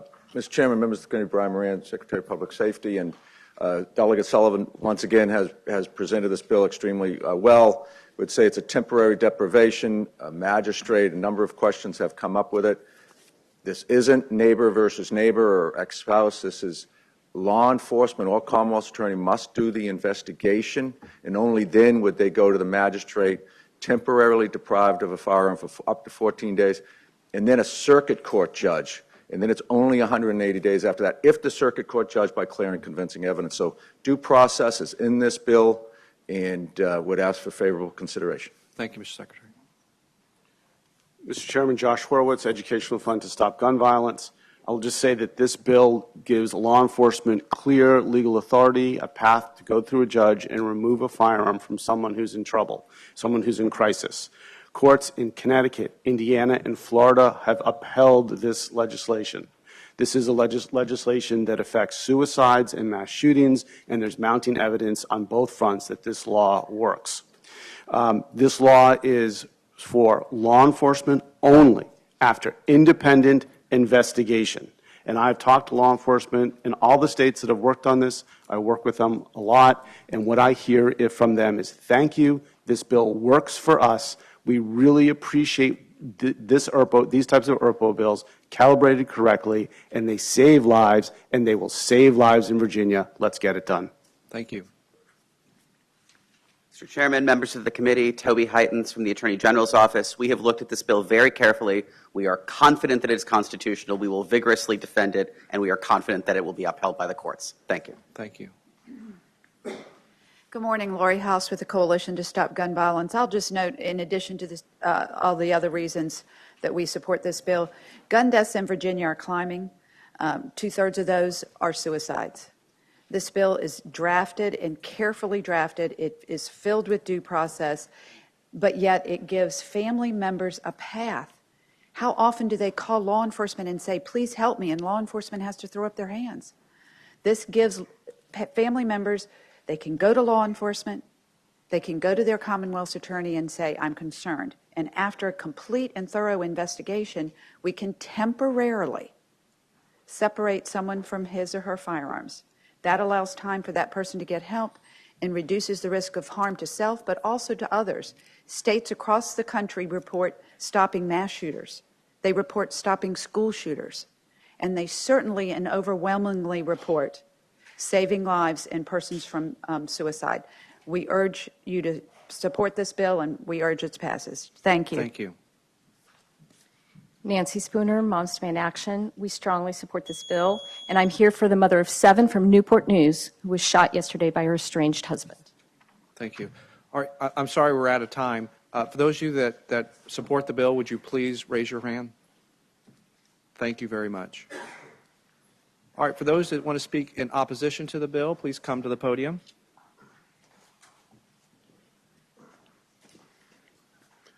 Good morning, Mr. Chairman. DJ Spiker, National Rifle Association.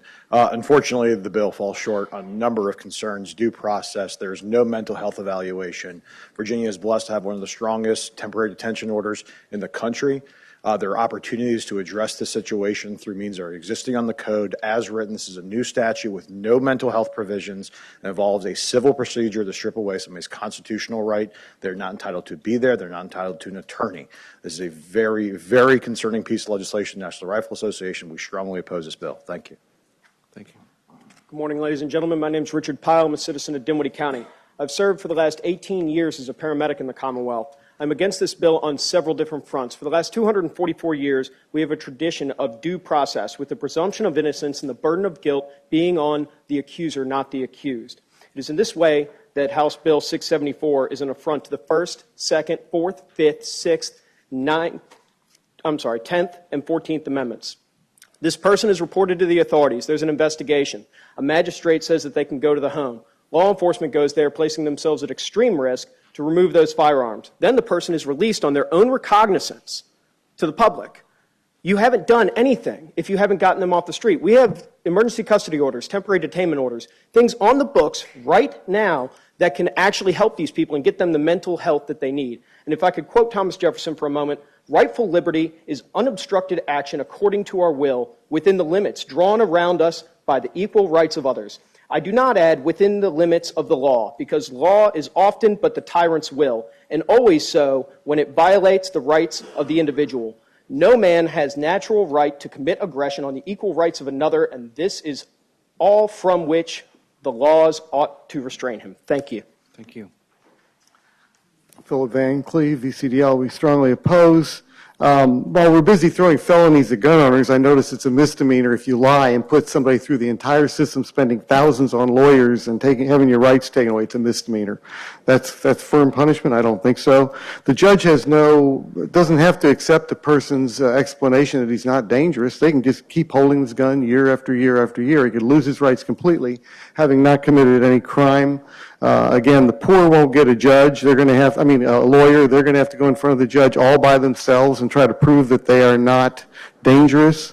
And of course, as mentioned before, critical, they are not getting any help. This bill does nothing for the person that's suicidal. He's left there. 25% of suicides are hangings. You can poison yourself. You're not doing anything for him. This is about gun confiscation. Thank you. Thank you. Frank Chambers, Danville, Virginia.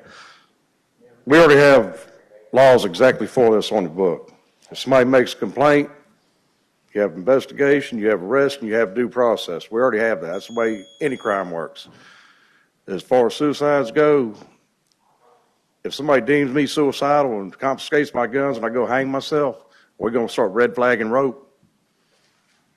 Let's stick to the laws we already have. Let's enforce the laws we already have. Thank you. Thank you. Fortunately, the time has expired. Is anyone here that opposes the bill? Please raise your hand. Thank you very much. Okay, so I have a few members in the queue. Delegate Wilt, you're recognized. Thank you, Mr. Chairman.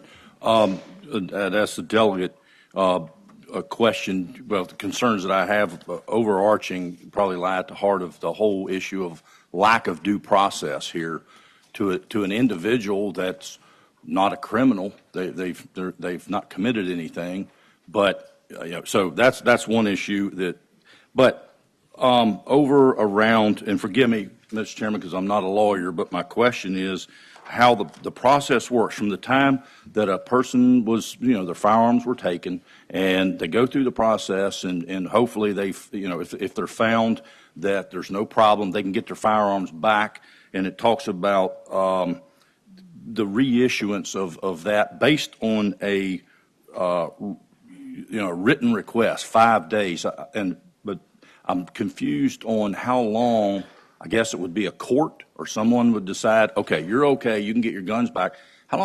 Where is it written here, how long that order comes down then to issue that written request? And I'm sorry I'm mucking it up, but. No, Delegate Sullivan, good question. Thank you, Mr. Chairman. Delegate Will, there are provisions in the bill that require the prompt return of the gun either if at the first hearing no order is issued. Remember, there's a temporary order and then a full order.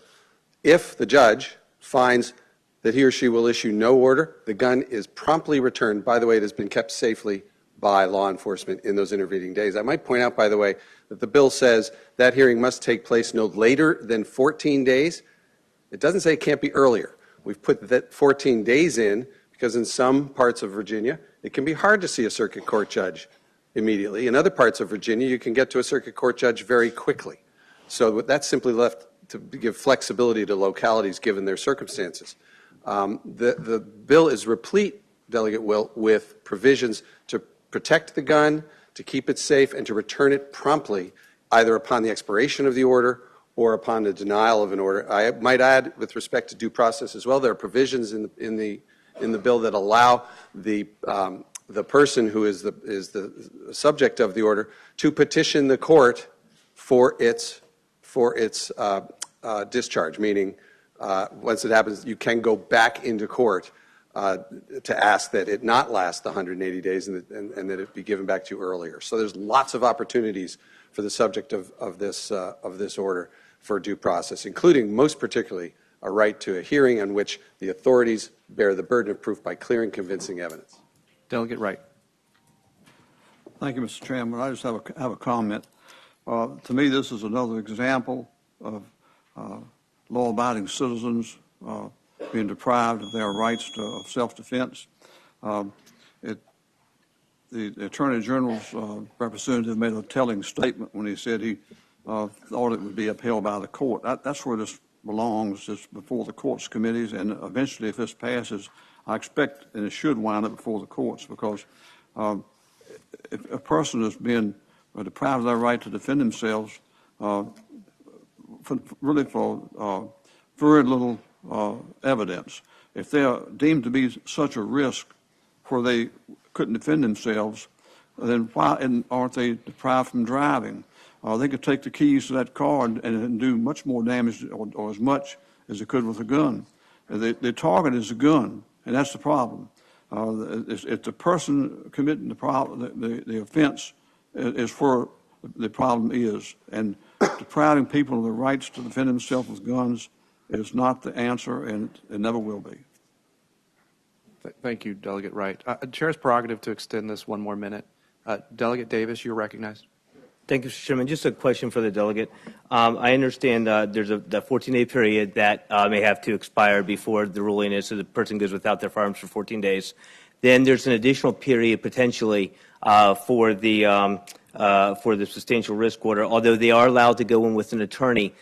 Is the person who's had to surrender their firearms afforded an attorney if they can't afford one, or do they have to find means to afford an attorney on their own for that hearing?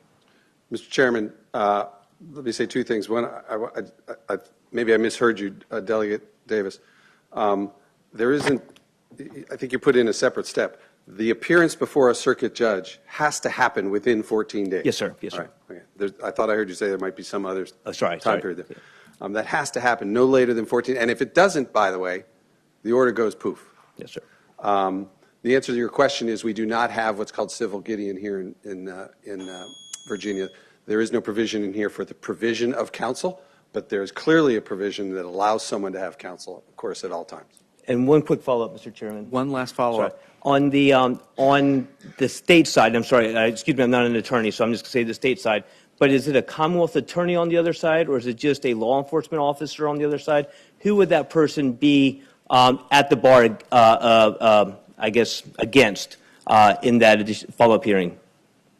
Mr. Chairman, at the hearing on the substantial order? Yes, sir. Permanent substantial order? That would be the Commonwealth's attorney. Thank you, sir. All right, thank you. All time is expired. Can I get I got a motion? Report, got a motion and properly second to report with a no substitute, just a report. House Bill 674. Please vote on the electronic voting board. Clerk will close the roll. Bill reports 12-9. Thank you, Thank you, Delegate Mr. Sullivan. Chairman, members of the committee. Delegate Price. The two remaining bills are members of the committee, and so ladies first.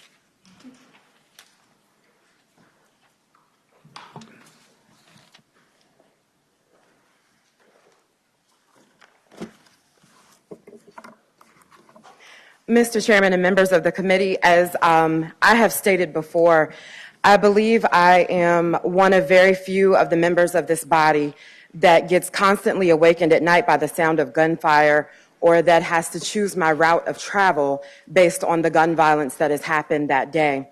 Gun violence is not something that I have just heard about or read about. It is something that, unfortunately, it and its radiating effects and community trauma are affecting the 95th District. As we learned this summer in special session, last year between Memorial Day weekend and June 4th, it was reported that at least 55 people had been shot in Hampton Roads. One person's individual right to carry does not outweigh a community's right to protect its residents and enact policies that they need in order to do that best, especially when those policies are also subject to constitutional challenge. House Bill 421 would allow local governments to regulate firearms, which is currently prohibited by our code. The ordinances would be subject, again, to our constitutions, federal law, and state law, and would allow for local leaders who know their community's gun violence prevention needs to best respond and keep their residents safe. House Bill 421 is permissive and not mandatory, meaning that only locations that want to enact ordinances would do it. Additionally, current law requires localities to resell firearms that are surrendered to them, like through buyback programs, and House Bill 421 would allow localities instead to destroy such firearms that come into their possession that way if the person turning them in wishes to do so. Finally, Mr. Chairman and members, this bill repeals the provision which prohibits localities from suing gun manufacturers and dealers. This will enable localities to hold these entities accountable when appropriate. It is unconscionable that gun manufacturers and bad actor gun dealers should continue to be shielded from all liability. And, Mr. Chairman, this is the 5th year I've presented this legislation on this topic, and it is beyond time so that localities like Newport News, Falls Church, Fairfax County, Alexandria, Fredericksburg, Norfolk, Roanoke, Charlottesville, Albemarle County, and Richmond, and others can have the discussions in order to pass public safety ordinances to regulate firearms within their own city and county lines, allowing for actual public safety experts and local leaders to make those decisions. Thank you, Delegate Price. You forgot Arlington, but that's okay. Okay. Thank you. All right, anyone here to speak in favor of House Bill 421? Please come to the podium. Thank you, Mr. Secretary. Mr. Chairman, members of the committee, Brian Moran, Secretary of Public Safety. We do indeed support the bill. This is permissive if Campbell County doesn't want to, but Arlington does. They have now the authority. I'm glad Delegate Price looked through this. Actually, though this bill is referred to as local authority, it does have 3 provisions, and she has very well outlined them. We very much support the bill. Hope for favorable consideration. Thank you, Mr. Secretary. Mr. Chairman, members of the committee, Toby Heitens, the Attorney General, supports this bill. Thank you. Good morning. Kelly Roscom with the Educational Fund to Stop Gun Violence. We support this bill. Good morning. Lori House with Coalition to Stop gun violence, and we strongly support this bill. It's long overdue. Thank you to the delegate for carrying this bill. Hi, my name's Catherine Cable. I'm from Roanoke. I wrote an article for Vogue about how I was stalked by a 3%er who came to my home, and then in the aftermath of stalking me because he blamed me because he was fired for threatening to bring a gun to women's march events in Roanoke. After coming to my home, he threatened to do a gun demonstration outside my home on the sidewalk. It is a straight shot from the sidewalk to my couch where you can shoot my children. He did not end up doing the demonstration exactly in front of my home on the public sidewalk, but he did end up doing an AR-15 demonstration with several friends at the entrance to my neighborhood. So I strongly appreciate Delegate Price's bill. This was a scary moment for me and my family, and just the Senate bill and the demonstrations are just permanent events. It's not enough. This strong bill by Delegate Price we really need it. Thank you. Thank you for sharing that. Good morning, Molly Voigt with Giffords, and we strongly support this bill. Good morning. Christian Heine with Brady, and we are in strong support of this bill. Mr. Chairman, Andrew Goddard, Virginia Center for Public Safety. We support the bill. I'd point out that we've just seen that many localities in Virginia already believe that they can decide whether something is constitutional or not. This is far below that standard. I believe that they should at least be allowed to do something, and they should be allowed by permission of their own voters to do something to protect their own people. Thank you. Anyone else here in the audience that supports the bill, please raise your hand. Thank you very much. Okay, those who wish to speak in opposition to House Bill 421, please come to the podium. Thank you. Welcome. My name is Will Shaw. I live in Louisa County, and this is the most impractical of all the bills you've had before you today. There are 130-some political subdivisions, cities and counties in the Commonwealth, and this gives the potential for 130-some different sets of laws. And I assume localities also means towns. I mean, this bill will guarantee the most number of accidental violations of laws and ordinance of any of the bills you've gone through this evening. It's hideously impractical, and I hope you see that. Thank you. Thank you. Bob Sadler, South Richmond. Let's talk about safer communities. Right now, at the garage of 14th and Cary, my 357 snub is sitting completely unattended. Even the garage itself, no attendant on duty. It's just sitting there ripe for the picking. You want to keep adding places that we can't carry? Until you ban carry completely, I'm not going to stop.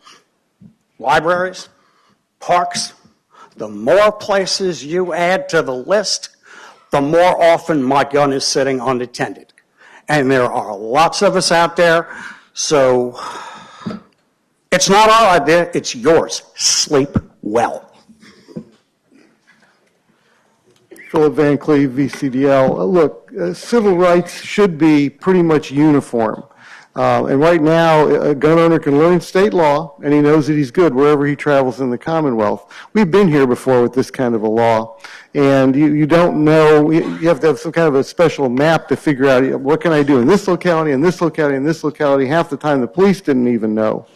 It needs to be uniform, and this destroys that. And it's also a solution in search of a problem. Where are we having a problem in the Commonwealth with this?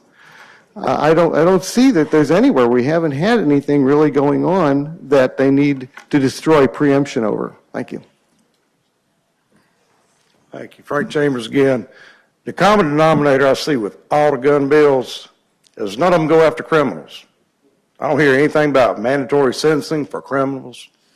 All we hear about is going after a law-abiding gun owner. If you want to make a difference, allow the criminal to fear the law-abiding gun owner. Make sure if he does get caught, that he goes to jail and stays there. Every bill I've heard of this year in gun control that had to do anything with mandatory sentence for criminals has been shot down. We're going to make Virginia, much like Chicago, New York, California, everywhere it has us violent and these strictest gun laws on the planet. So I want you guys to think about that. I'm not going to get into Bloomberg, but thank you. Thank you.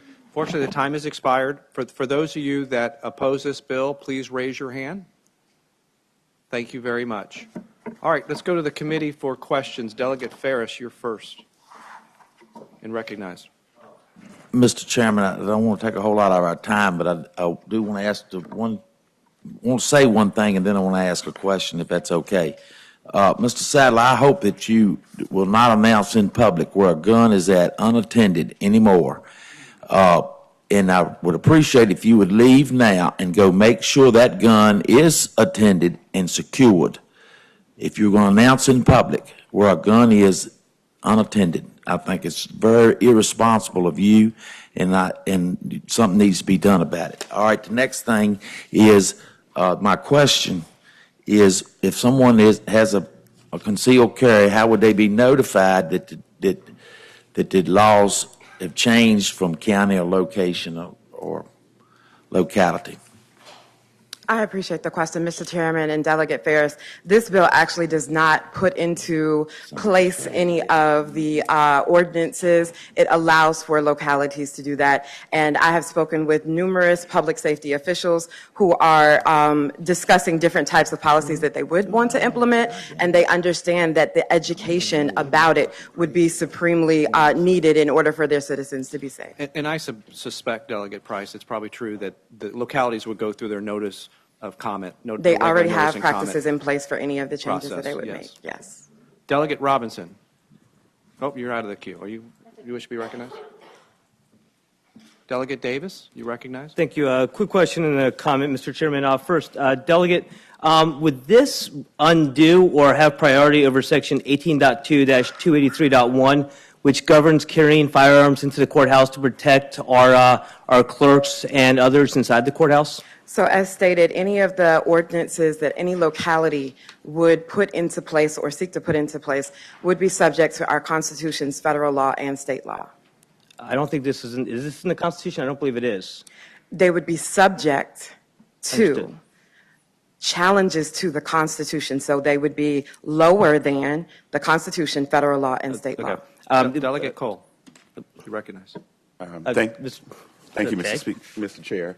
I would pose this question to the Solicitor General, who's here from the Attorney General's office. With this particular bill, I know because we are a Dillon Rule state that there are certain localities that are declaring themselves Second Amendment sanctuary cities, which technically in law makes that illegal. It doesn't make it legal. But wouldn't perhaps this bill make that a possibility that those would hold legal weight? Mr. Chairman, I appreciate the delegate's question. The answer is I don't believe so, because, as the delegate said, under this legislation, all local ordinances would be subject to the restrictions of the Constitution, the state constitution, and state law. So any laws that this body were to pass would, by definition, trump any local ordinances regarding firearms. Delegate Rush. Thank you, Mr. Chairman. I had a question for the solicitor also. And I apologize to Delegate Cole if he just asked this, because I was trying to get the attention of the chairman.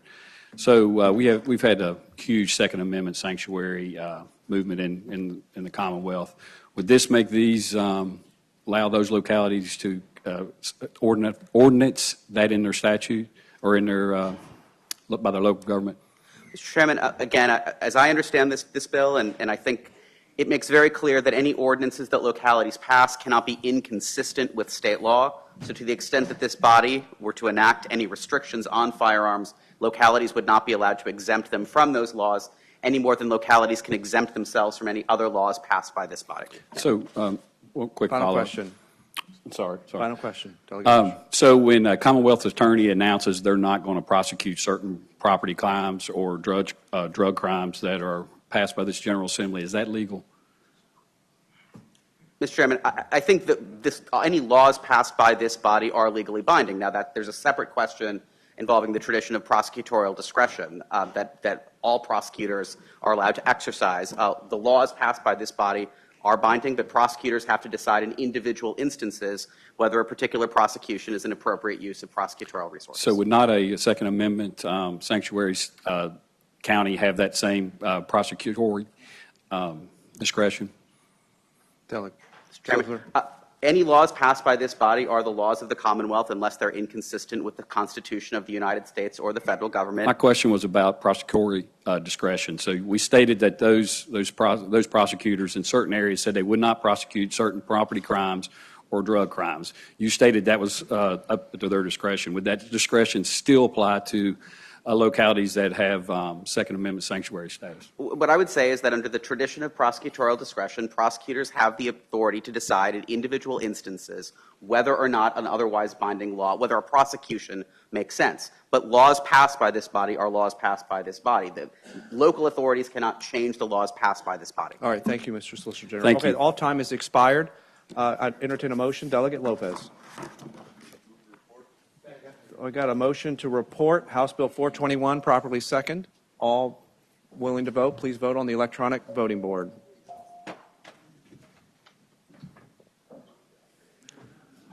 And the clerk will close the roll. Bill reports 12-9. Thank you, Delegate Price. Delegate Bourne, House Bill 9. Thank you, Mr. Mr. Chairman. Vice Chair. We have certainly, in my opinion, saved the best for last, so I appreciate the time. Quite simply, House Bill 9 is a bill that would require those owners, those lawful owners of a firearm to report within 24 hours of becoming aware of a loss or a theft of their firearm. They need to report that to either a local law enforcement agency or the Virginia State Police, such that that law enforcement agency can report that to the NCIC. We're not making this a crime to fail to report, but we are making it a $250 civil penalty, which is paid into the local treasury. The bill also protects and provides immunity to those people who in good faith report the loss or theft from criminal or civil liability for acts or omissions that result from that loss or theft. However, that immunity does not apply to those people who knowingly give a false report, and it also does not apply to antique firearms. Mr. Chairman, I would submit that's the bill. Thank you, Delegate Bourne. Anyone here to speak in favor of House Bill 9? Please come to the podium. Mr. Chairman, members of the committee, I think this is our last chance to say good morning, and we support the bill wholeheartedly. Thank you, Mr. Secretary. The Attorney General supports this bill. Thank you. Thank you. Educational Fund to Stop Gun Violence supports the bill. I would say that just provides an investigative tool for law enforcement and helps build law enforcement and community trust. Thank you. Good morning, Lori Haas with the Coalition to Stop Gun Violence. This bill has been asked for by law enforcement agencies across the Commonwealth for a number of years. I've served on the Public Safety Committee of the transition team for the current Governor Ralph Northam, and in that role, numerous law enforcement agencies and numerous individual law enforcement officers have said this tool will help them solve crimes. They cannot trace a firearm now when the person, the last legal buyer they trace it to, throws their arms up and says, "Officer, I lost the bill." But the firearm. Officer, the firearm was stolen. They cannot solve these gun crimes, and we know that solving cases does make communities safer. We strongly support the bill and thank the delegate for carrying this. Thank you. Good morning. My name is Deborah Yamanaka, and I'm here representing the Liberal Gun Club. I'm a resident of Fairfax County, and while we disagree with the previous two bills, we do believe that this bill, as an organization that supports responsible gun ownership, can assist law enforcement in addressing and tracking those guns which could be used to harm the public. So again, we support this particular bill, not the others. Thank you. Thank you. Good morning. Christian Heine with Brady. We are in strong support of this bill and this vital tool for law enforcement. Mr. Chairman, Andrew Goddard, Virginia Center for Public Safety. stolen firearms are a major component of crime gun use, and we would like to see this also in support of the bill on private sales. Currently, if someone decides to sell a gun to someone who they don't know, and the guy is a criminal, it's possible that the gun will be traced back to the original purchaser. At that point, the original purchaser can just simply say, oh yes, that gun was stolen from me, and this would remove that defense. Thank you. Jerome Legends, resident of City of Richmond. I support this bill because normally when these guns are stolen and the person does not report it, it gives our police department less information to work on. So I support this bill because I want to give our police department as much to work on as they possibly can to reclaim those guns. Thank you. Thank you. Good morning, Molly Voigt with Giffords, and we support this bill. Thank you. Thank you very much. Okay. Those that didn't speak that are here to support the bill, please raise your hand. Thank you very much. Okay, those here to speak in opposition to House Bill 9, please come to the podium. Philip Van Cleve, VCDL. I particularly don't like the part that implies that if your gun is stolen, you're somehow responsible if then the person uses it to rob a bank. This makes an exemption, says, well, if you do this, you're not responsible. I don't like the implication that this is creating that you have some kind of culpability if your gun is stolen and then it's used in a crime. Thank you. Patricia Webb, Hanover County. I'm with VCDL. I'm also a licensed firearm dealer. The law specifically says it applies to lawful gun owners only. So in that I take exception to. I also would reiterate the point that Mr. Van Cleve made. I would suggest to you that the implementation of a voluntary means to report stolen guns into a searchable database would be a much more useful tool. It's only been recently that the state police has afforded licensed gun dealers a searchable database of stolen firearms. Before that, I had to call a local deputy and waste their time when somebody traded in a gun to see if it was actually a stolen gun that somebody was trading in. There is no real database, all-inclusive, that the normal average gun buyer can search to find out if the gun that they want to buy is stolen. That would be a much more useful tool and make it much easier to control the trafficking of stolen firearms. And I suggest that this bill be amended to do that and to take away the victimization of lawful gun owners that have had their property stolen from them and then they're victimized again by the state. Thank you. Thank you. Thank you. Excuse me. You know, I think a lawful person with a lawful firearm that gets stolen, I think reporting it stolen is pretty much a no-brainer. Like the lady said, a database of stolen guns would be a much more useful tool. But, I mean, all these laws in general does not go after any criminals. So while the moms over here demand action, we demand action too. You go after the criminals. Leave us law-abiding people alone. Every law that you have proposed here, it's already in place somewhere. You already have a case study. You can go see how it works or not works. But we're doing the same thing all over the country, and everywhere we do it, we increase violence. And I'm like you ladies. I want to see you guys come up with something that keeps kids safe, keeps us safe when we go out in public. But the more gun-free zones we have, the more guns that are getting left in cars, the more opportunity for them to be stolen and used in crimes.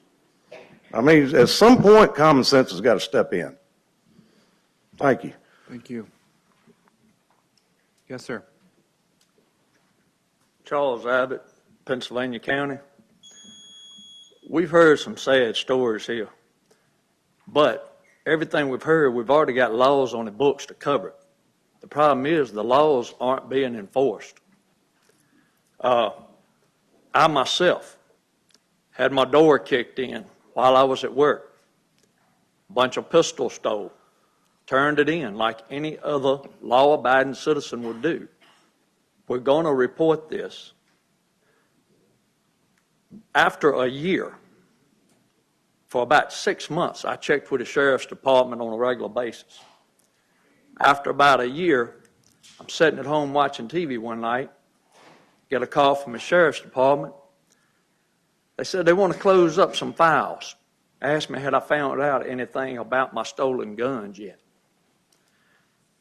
Rather than taking guns away from us, the law-abiding citizens, spending money for all of these extra checks and balances that we already have in effect, take that money and put it into your law enforcement so that they can get their job done. Because the same answer I was getting was, we don't have time to do this. We don't have manpower to do that.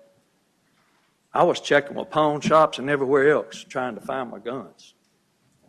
And I just think, from what I've seen here today, you're coming after the law-abiding citizens on all of these. Thank you. I'll Thank take the last speaker, if you can be brief, sir. Yes, sir. Thank you very much. Just very briefly, if I have a gun stolen, you have no way of knowing how long that it's been since I discovered it. Nobody else does, so it's up to discretion. Speaking generally to all of these bills that's been through here today, if gun control worked, you wouldn't see Baltimore, you wouldn't see Chicago being where they're at. Chicago Tribune just bragged that they had the lowest crime rate or the lowest violence rate in last year from several years. They only had 508 homicides in the city of Chicago, so obviously gun control works there. Thank you. Questions from the committee for the patron. Delegate Cole. Thank you, Mr. Chair. I would pose a question to my venerable colleague. As for working for working class people, is there a provision in this bill that would possibly allow, say, a leeway in the 24-hour waiting period to report? Let's say if they're working overnight or maybe they're overseas or something like that. Is there a leeway in here that would give them the opportunity to report? So, Mr. Chairman, I would answer Delegate Cole by saying I believe the bill allows for that. It's when you realize that your gun is lost or stolen, 24 hours from that period. So I think the bill is plenty generous in allowing that sort of leeway when you might realize that your gun is lost or stolen. Thank you. Delegate Ferris, you're recognized. Mr. Chairman, is there, I'd ask the patron, is there a way for a gun owner to find out what guns are registered in his name now, so he could determine if this law became, if this bill became law, what guns he'd own at this date and which ones he doesn't own, so he can determine which ones would be lost or stolen? Well, Mr. Chairman, I would answer Delegate Ferris by saying, as he's probably aware, as many members here, we don't have gun registration in Virginia, so I think it's incumbent upon the responsible gun owner, which I've heard a lot that all the gun owners are responsible, to know what and how many firearms he or she does or does not own. Chair recognizes Delegate Wright. Thank you, Mr. Chair. I just have a comment to make, please. I think this bill here is very telling, as most of the others are, and it doesn't have any increased penalty or mention the person who stole the firearm. If you really want to affect and reduce the amount of firearms being stolen, put a real penalty on the people that are stealing them, because they're the ones that are taking them and doing committing the crimes. And this is a very good example of elections have consequences. We're reversing the ability of a person to defend themselves while at the same time not holding the criminal accountable for it. And I think we're headed in the wrong direction, and thank you for your time. Mr. Chairman, I would just respond in the following ways. I would, and this may shock some, I agree with what Delegate Wright has said, but we do have laws on the books that deal with stealing, robbery, larceny. And I would wholeheartedly agree that if there was no clear indication that elections have consequences, today is the day. Delegate Davis, you're recognized. Thank you, Mr. Chairman. First, I do have to agree with one of the speakers that this really should be a common sense scenario. I mean, if you're a law-abiding gun owner and your gun stolen or lost, we're all reporting this. Delegate Cole had a great question, and I think it may have been misinterpreted by the patron, because if I'm a sailor and my wife calls me and says, Glenn, your gun is lost, and I'm getting ready to jump on deployment, there is no flexibility in here. It says the minute that I am told The minute that I recognize that my gun is lost or stolen, I have 24 hours, period, end of story. It doesn't matter if my cell phone's dead. It doesn't matter if I'm getting ready to jump on a ship to go overseas. It doesn't matter anything else. So Delegate Cole had a great point and a great question, and it does not have that flexibility. The issue I've got, honestly, kind of overall with this and some others, is for some reason we killed HB 1175 the other day, which increased the penalty from 3 to 5 years for the first offense for those with use of firearm and commission of a felony, even if the weapon's stolen. We're looking at granting convicted rape or murderers in our prison system the chance for early release, but we want to civilly and criminally take on law-abiding gun owners on things that, one, can't be enforced, and two, obviously have unintended consequences, as was just pointed out by Delegate Cole. So, Mr. Chairman, if I might just Delegate Bjorn. respond relatively quickly, because I know we've got lots of other work to do. I would just say to Delegate Davis that in that scenario that you presented where your wife calls you and says your gun is lost or your gun is stolen, my hope, my expectation of you as a rational, reasonable person, to the extent that you are, would say to your wife, honey, you need to call the police and report the gun stolen. That is simply and you can do that within 20 minutes, let alone 24 hours. Thank you, Delegate. The time has expired, but I will recognize Delegate Lopez for, well, we got a Just motion. very one properly quick- seconded. Delegate Lopez. Very one quick point. I was just going to say that stealing a firearm is already a Class 6 felony. Regardless of value, you don't need to prove a value of $500. Thank you for that, Delegate Lopez. Okay, so we got a motion and properly seconded to report House Bill 9. Delegate Bourne, do you want to come back here and vote? Because I we're going to will. open I up, thank the committee for their time. open up the electronic voting board. Please vote.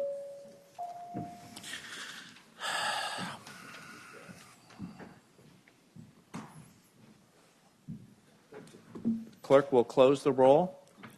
Bill reports 14-7. That completes the committee's amendment. The committee's business. The committee stands adjourned.